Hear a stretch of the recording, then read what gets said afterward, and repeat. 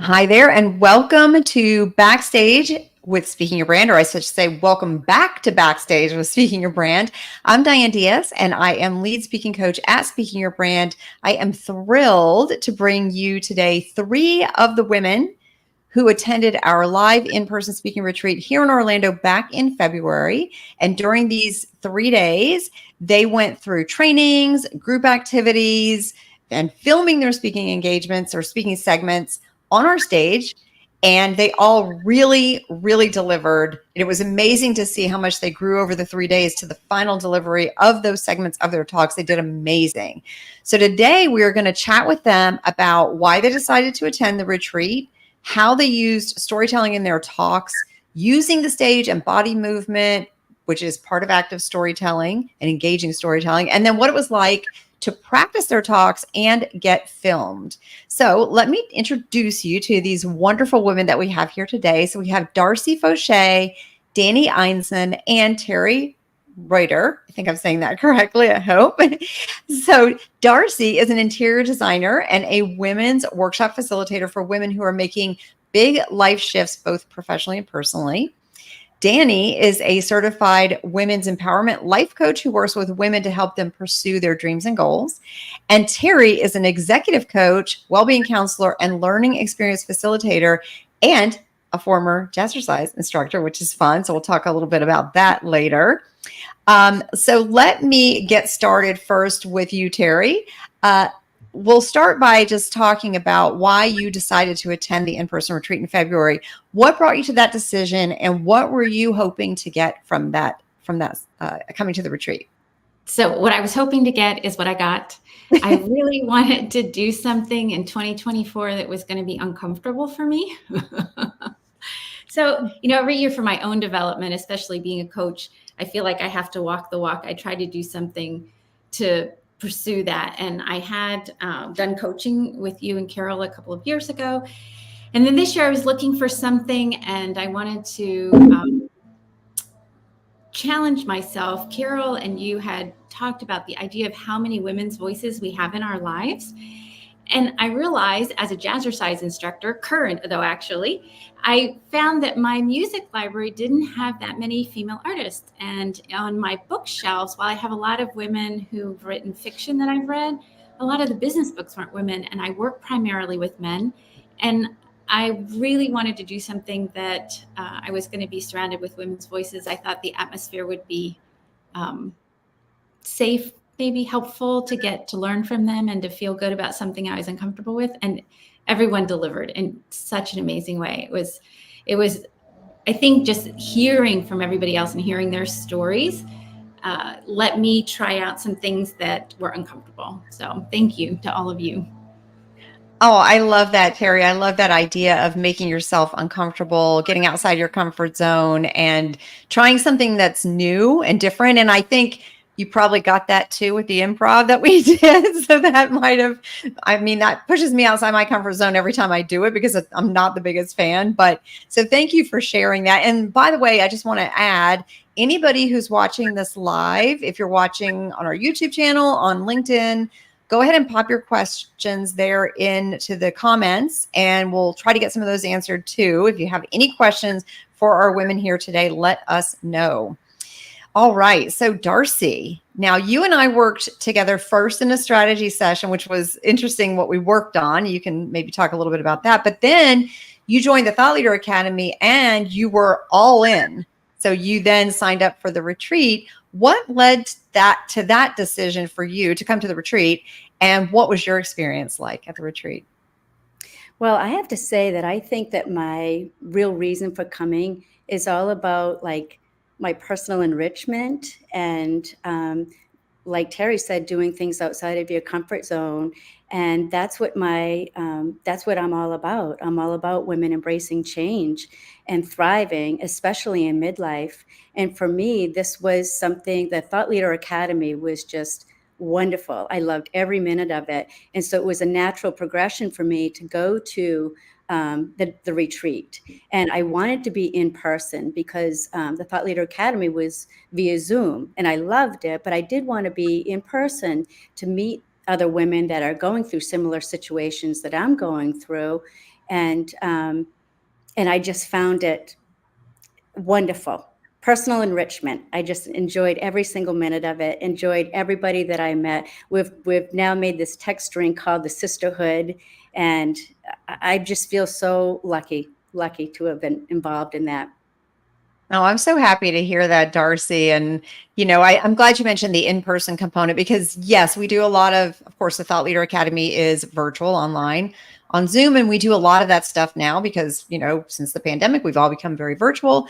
But it's so nice to be able to go to things in person and make those human connections, which as speakers is why we're doing these speaking engagements on stages in person in front of people live, because there's definitely a deeper connection that can be made when you're in person and you can see facial expressions, you can react to what people are saying, you can engage with people more personally. So I'm glad that you brought that up because it's a really good point. And so Dani, for you, now you told a really powerful story at our retreat. And I think your story really hit everybody. It was incredibly powerful and meaningful. And so we'll talk a little bit more about that in a bit, but what led to your decision to attend the retreat and what were you hoping to find from that experience? So, yeah, as you mentioned, I have this story and it's what prompted me to go into coaching in this third of my life, kind of at a late date. When I started my coaching business, I had a business coach and he heard my story and he said, you have to tell this story. It's very important. Go out there and tell your story. So I had a couple of opportunities through women's networking groups here locally where I got to tell the story, and I connected so much with the audience, or they connected with me.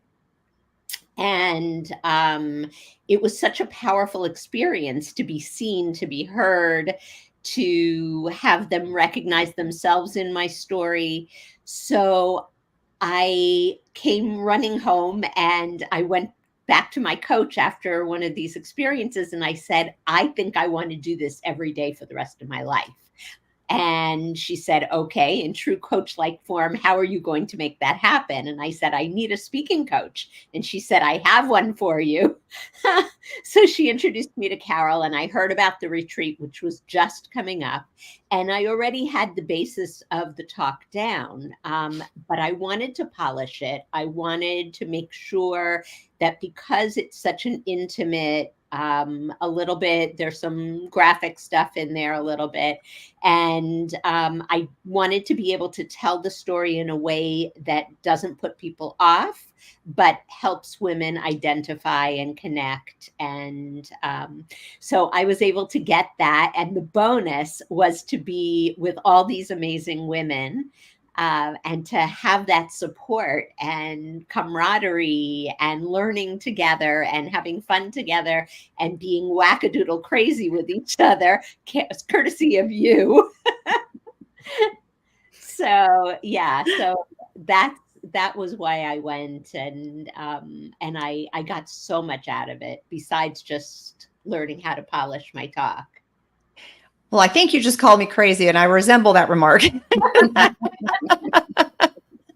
Yes, crazy. Yes, wackadoodle. We had a lot of fun. In addition to the hard work that everyone did, we did have a lot of fun at the retreat. And, because it can be so heavy at times, because our stories, some of the stories are fun, but some of the stories are very serious. And so we do a lot of dance breaks and activities that break up all of that, hard work and diving deep into those uncomfortable stories and the vulnerability. And so speaking of that, I know, you're telling that story with a vulnerable component to it. So I'm curious if you could share with us, did you ever have what we call a vulnerability hangover from telling that story? Did you ever think maybe the next day or after you told it, oh, I don't know, was it too much? Or did that ever come up?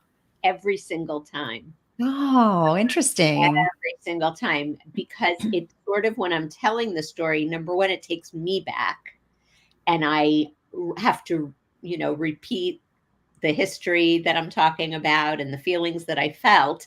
But I also am wondering, I'm watching the audience for horror or dismay or some other kind of discomfort. And I don't want them to be comfortable. I want uncomfortable. I want them to be inspired. So yes, I feel that hangover every time, like, oh, I shouldn't have said that. Oh, is this too much? Oh, am I too much? Which is kind of what I'm talking about.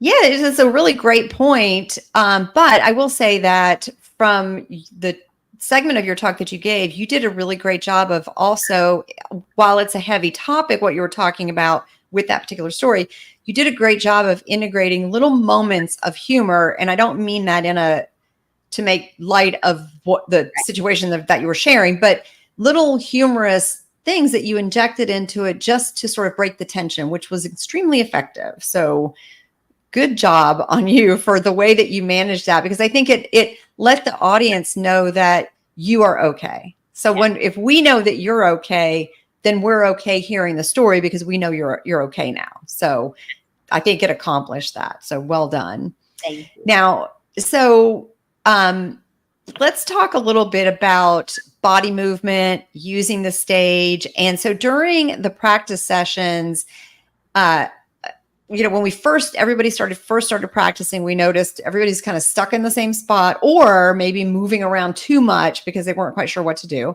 So Teri, maybe you could speak to how it felt trying to incorporate maybe a new way of moving that you hadn't tried before, or just moving in general. What did that feel like as you were practicing? Did it feel comfortable, uncomfortable, strange? What was that like? Uncomfortable. But, I think what I got from it is that what we're looking for is movement with intention. So it's not just movement. As many times as you asked participants or suggested that we try movements, you also suggested other people quiet those movements. And I think it seemed to be dependent on two things. One, the personality of the person. So some people were quieter in their bodies, and that suited really well.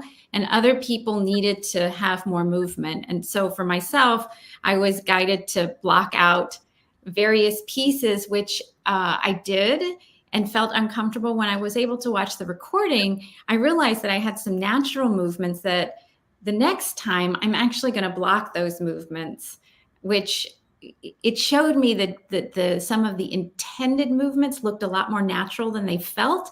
And some of the natural movements looked like I was fidgeting. And so that was a really interesting, at one point I referenced rowing. And in the video, I just sort of went like this, but you couldn't tell. And other points where I was instructed, I had a much more specific movement. So that was interesting, that the plan actually looks more natural. And so that's continue with that. That's so interesting. And I think that's where the video comes in handy, because to everybody watching this and listening later on the podcast, also, we had all the attendees record themselves on their phones during the practice sessions too, so they could even go back and watch those to get a little bit more comfortable with where it might, like Teri just said, where it might make sense to put in intentional movements versus maybe quieting movements where it made sense, maybe in a quieter part of the story. And so, all of the feedback given was with that in mind. And so I think that's where the video does help you to see where it makes the most sense. And then hopefully over time and practice, all the movements just become natural and they don't feel like they're being kind of wedged in or something that you're not naturally doing or comfortable with. I think it's also trust in who you're watching, because you can't know what your impact is on a listener when you're the deliverer. And so really, I felt like we all just trusted and we did what you said. And so Darci and Dani, you would know, just to lean into that, it sort of relieves you. So having someone to practice with is super helpful. That is such a great point. And so to that point about stage movement and practice, so I'll ask you, Darci, how did it feel to do the improv exercises to get you kind of more comfortable with moving around, get you out of your head, out of your body, and feeling a little bit more free? What was that like? I loved it. Oh. I loved it. I was so surprised that I did love it. But I, like Teri was saying, I think that we all just felt so comfortable with each other immediately that I just felt like, all right, whatever is going to come to mind, I'm just going to do it, say it, act it out. Now, when I was on stage, I felt like it's surprising how much you have to think about what your movement is going to be. I was surprised at that, how like, all right, I'm working on my speech, I'm delivering my speech. Now I got to think about how I'm going to move. And so sometimes it just felt a little disconnected. But the improv was so good because it got you out of your comfort zone, got you to say and do things that you wouldn't normally do. And dancing, just dancing to fun music. Like whenever you girls would just throw the music on, we'd have to get up and dance, and it was just, and you look over at other people and you go, if they're doing it, I'm going to do it, I loved it. I thought the improv was hysterical. And when I came home and told my husband about it, he just rolled his eyes. Well, interestingly, I'm glad you enjoyed it. First of all, now I will say, and Carol's here. I saw her in the comments, so she knows. She and I have a love-hate relationship with improv. But what we do love about it is that it does get you out of your head, and it does make you better able to think on your feet, because that is going to come up when you're speaking, right? And then it makes the thinking on your feet feel more natural, so that it doesn't feel so much like you're thinking about it, because it just sort of comes to you. Now, so Darci, because you used props, you had printed out props for the tarot cards that were part of the segment of your talk that you were filming. And so there was movement involved in going to get those, how to show them. And so I think maybe doing improv and of course practicing that really helped you, because that when you got to the filming portion, it was seamless and smooth. Oh, and worked out. It worked out so beautifully. So yes. So I do think that the improv, it helps with things like that, where you need to know how to move around on the stage in a way, like Teri was saying, that's intentional and that doesn't take away from what you're talking about. So kudos to you for loving improv. I still do not, but but I do know the value of it to everybody. Let's talk a little bit about practicing then, and then we'll also talk about what it was like getting filmed. So Carol and I are looking at this from the outside as, the speaking coaches, and we're seeing you on day 1 and then all the way through to day 3. And so we can see huge transformations in everybody. So many things about how you deliver your talk, comfort level, using the stage, just confidence, all of it. But I'm curious, and so we'll go to you, Dani. How did those practice sessions feel? And also because for you're repeating that same story over and over again. But how did the practice sessions feel for you? They felt good. The first one was so awkward because it was almost like we were introducing ourselves to each other. In fact, that was the exercise, right? Tell us your story.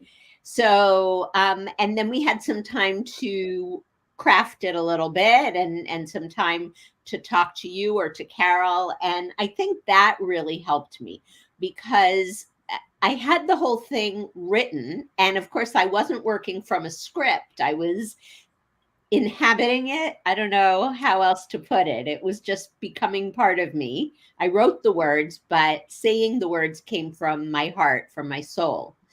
But there were things that I knew I had to tweak, and I got to talk to Carol. And so then getting up and doing it over and over again, each time it was easier and easier.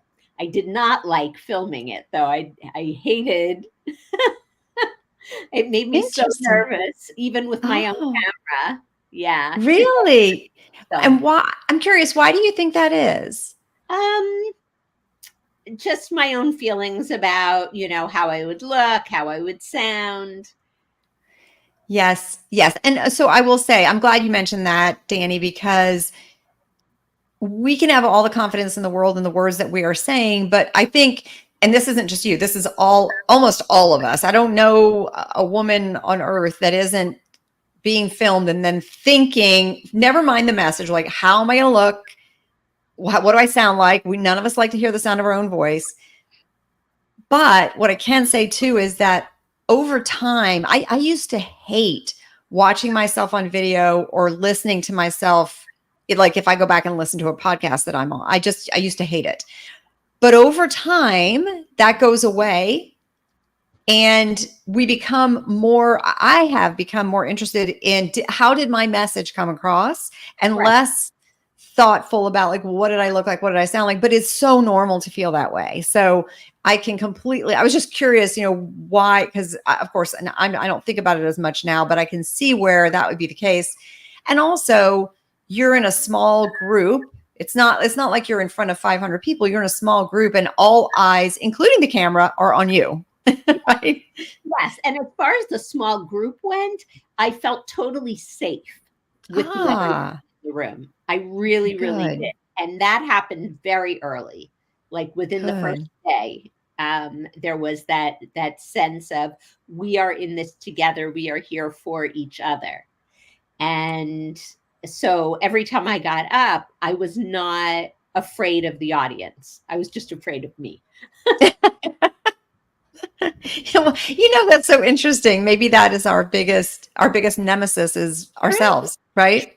And that's kind of what my talk was about also. Yes, interestingly. Yeah. It all comes full circle. It's my thing. Yes. Yes. Well, and so we touched a little bit on the idea of getting feedback. And so each of you throughout the 3 days and just the 2 days of practice got feedback on the delivery of your talk, feedback on a variety of things, stage movement, saying things, maybe say it this way, maybe that would be better, maybe shorten this part, maybe focus more here. So Teri, how did it feel for you? Because you speak a lot. You already do a lot of training, workshops, all sorts of speaking. How did it feel to get that feedback during the practice sessions and then incorporate it sometimes on the fly, but also into your final delivery that was filmed? What was that like? Oh, it was fantastic. I think because of the kind of work I do, my role is to focus on someone else, to really lean in, and I lose myself in what my clients are doing. I help people prepare sometimes for presentations they're making. And at first it was weird to have someone focus on me. That's not usually my role. And it was really nice to hear, both the praise of things that were working, but also the redirection of things that could be different or better. And I was really appreciative of every little piece that I got, so that you could try out something different. And I think it was interesting too, because we all got to do it not in a vacuum with ourselves, but we got to hear the feedback that each of us that were for each of us. And I think that while maybe we were saying something to Darci, you can look at yourself and say, oh, I could incorporate that too. Or, so it was just such a multidimensional experience. I think the environment of the feedback was exactly what you would hope. That expression, all feedback is a gift. It really felt like that the whole time we were together.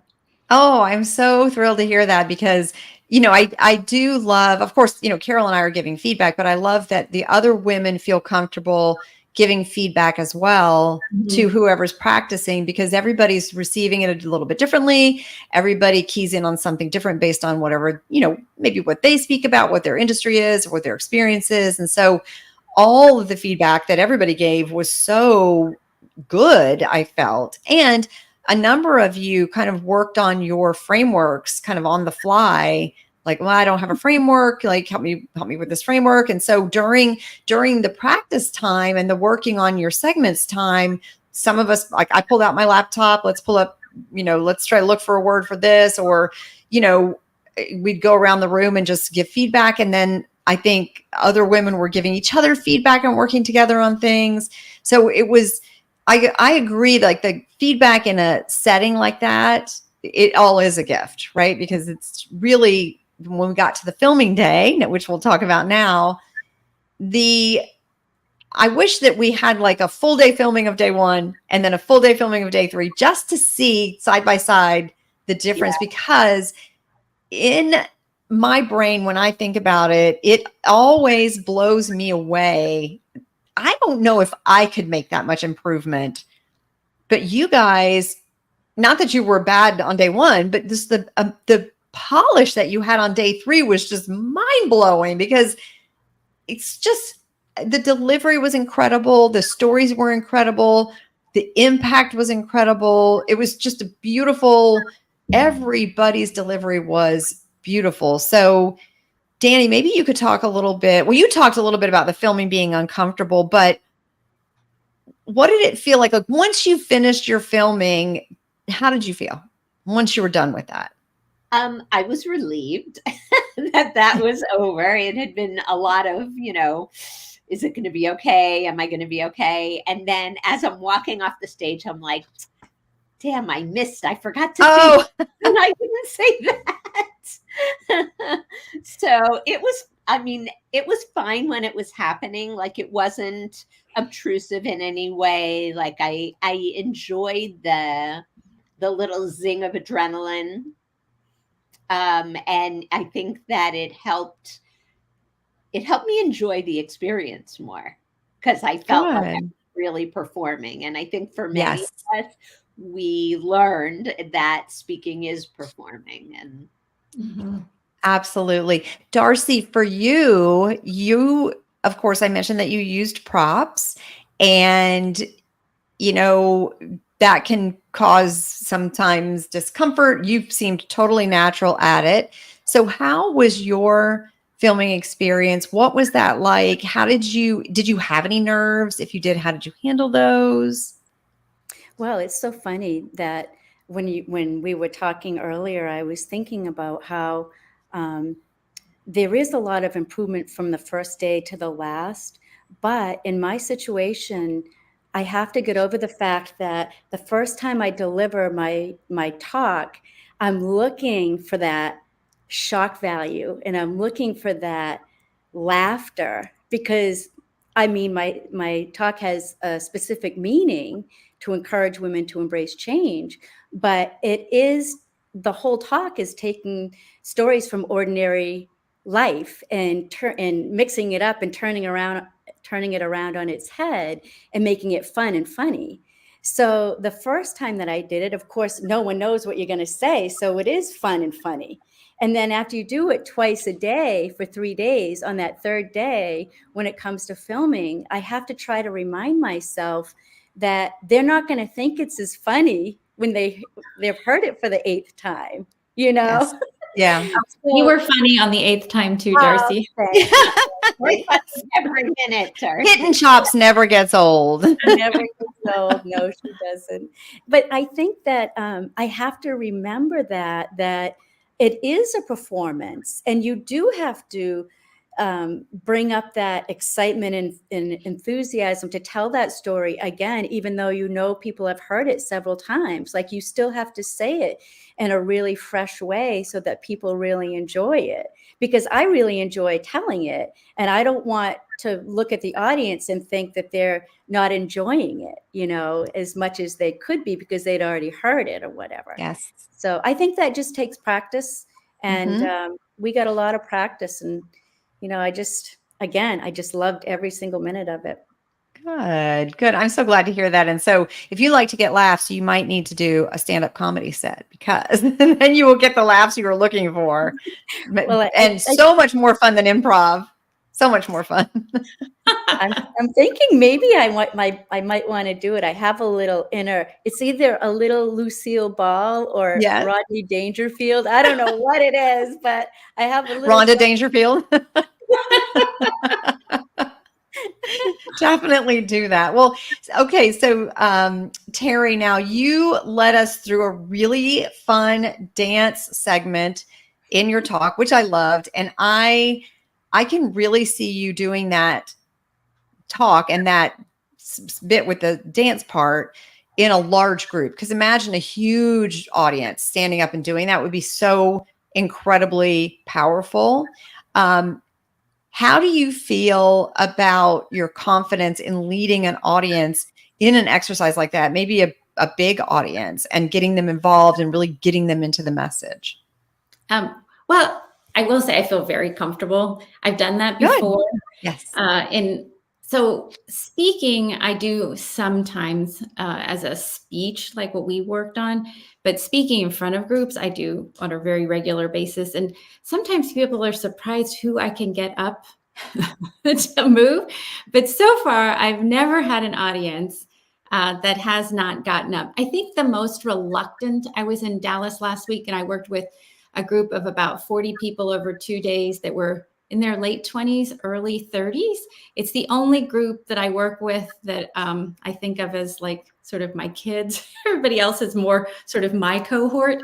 Anyway, they were the most reluctant, but I got them.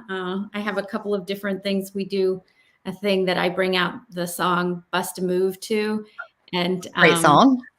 so we use a particular personality assessment, and to help them remember the quadrants of the assessment, we do a dance. And the first go round, they were like, we came back after the second break and somebody actually said, "Can we dance again?" Oh, that's a rousing endorsement. But I have to say, people, we spend more time at work than we do doing anything else.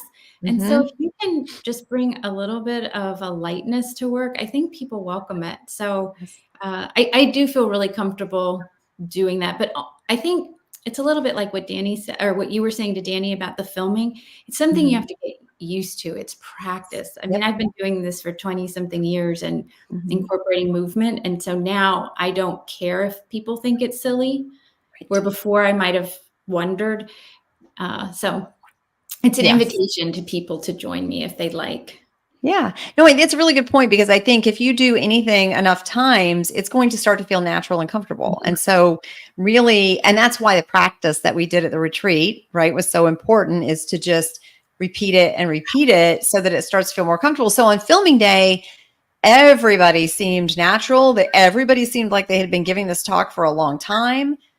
Nobody looked uncomfortable. Nobody looked like they didn't have confidence. So even if they were faking the confidence, it came through and it felt real. And so everybody, I thought, just really knocked it out of the park. So kudos to you three, but to everybody at the retreat for delivering, for growing so much and just building that confidence and learning how to use the stage and telling stories and making that audience engagement. It was beautiful. Such a wonder to behold. I love the retreat so much. So it was really just incredible watching everybody grow. And so now I want to know what is next. So I'll start with you, Darci. Why don't you tell us what your speaking topics are about, and then tell us what your plans are for your next speaking endeavors. Oh boy. I do have to say, as soon as I got home from the retreat, I wrote down a little snippet of what everybody had talked about in their speech. And then like little fun things that we had chatted about in between, just getting to know each other a little bit more. And I think I sent it out to everybody and just said, we could make a play about this and it could be really funny. It really could be. Could be really good. I have a couple things that I'm going to do. I just had another workshop recently and it went very, very well. I did a little recap about what we had done in the first workshop. And so just really fun. And a lot of women are making connections. The next thing I'm going to do is in June, and it's going to be called Talk and Sip.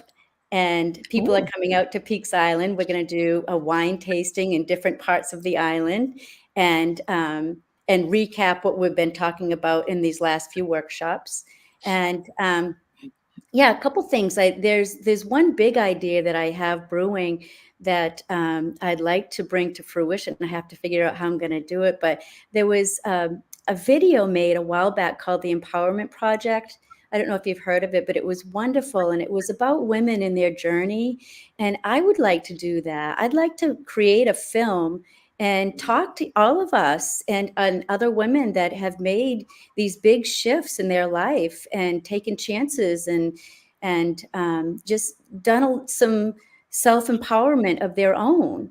And so I'd like to interview women that have done that and make a little empowering film about it. So anyway. Well, Darci, if there's anything that I know about you, it's that you will do that. I 100% believe that in 6 months, a year, you will contact me and say, guess what? My film's coming out. I'm doing it. I have a distinct feeling about that. So Oh, we thanks. will definitely look for that. Either that or we're all going to Broadway. Oh, It's something. exactly. It's something. We might be doing both. Might be doing both. Because I think that Okay. play would be so fun. I can already see the opening act. I can already See, I told you she's already got the opening act planned out. It's going to happen, you guys. It's totally going to happen. Okay, so then Dani, what about you? What are your topics that you speak on, and what's on the horizon for you speaking wise, or anything? Yeah, I came home just jumping out of my skin, wanting Aw. to find other places to speak. So while I'm doing that, I'm creating sort of a list of ways that I can craft the basic message of my talk about women feeling good enough.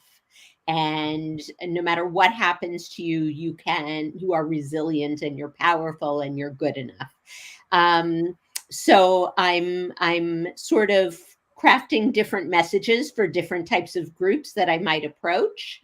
I'm also going to take the wonderful video, thank you very much, and sort of edit that and create a speaker reel to help me launch that part of my business.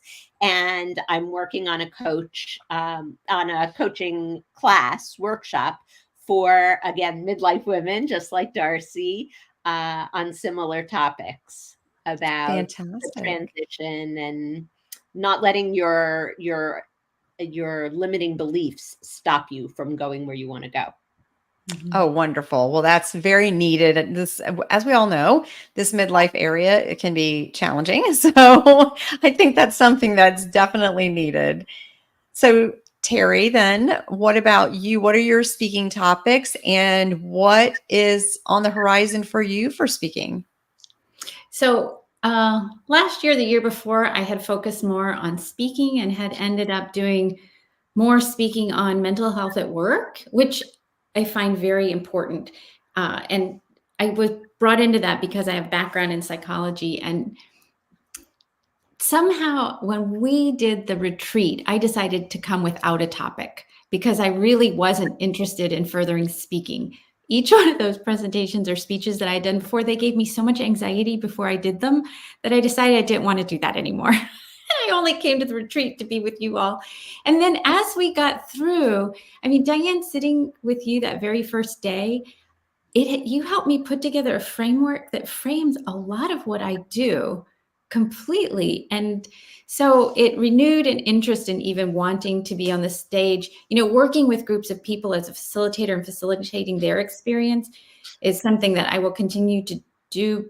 So now I'm contemplating whether or not I want to try to build out that part of my business of being a speaker. I will say I'm still undecided, but from the framework, I've already started putting together a multi-day course that would take people through this idea, and perhaps primarily women for some groups, but for people in general who feel overwhelmed by their self-doubt, how they can really show up to, like what Dani was talking about, being able to, even in uncertainty, lean into their potential.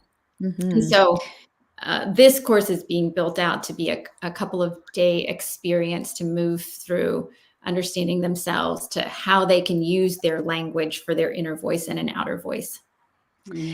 I love to hear that. So to everybody listening and watching, that is the power of having a framework that you can take it from a part of your talk to a workshop, a course, even bigger content, a whole program. That's what a framework can turn into. So having that framework, whatever it is, and however you incorporate it into your message and your talk, can become so much more. So it has legs, right? It grows. I love to hear that you're doing that. So yay. Good for you. All right. Well, as you all know, storytelling and vulnerability are super important and powerful in a talk, and that's what connects with the audience. And you all have such amazing stories, and you did such a great job at the retreat, incorporating those stories, telling them, being vulnerable with everybody at the retreat, but also getting filmed, right? And then now you've got that on film. And so being vulnerable can be hard and challenging, but that is the the beautiful part of someone's message is the vulnerability and how that connects with everybody else. So thank you to all of you for coming to the retreat and spending your time with us, and for being vulnerable, and for supporting the other women as they were doing the same. And so for those of you who are watching and listening, be sure to connect with Dani, Darci, and Teri on LinkedIn. If you're listening to this on the podcast, you can go to the show notes page and get their connection information there. But go to LinkedIn, make sure you connect with them, comment to them, and just let them know that you appreciate the work that they're doing.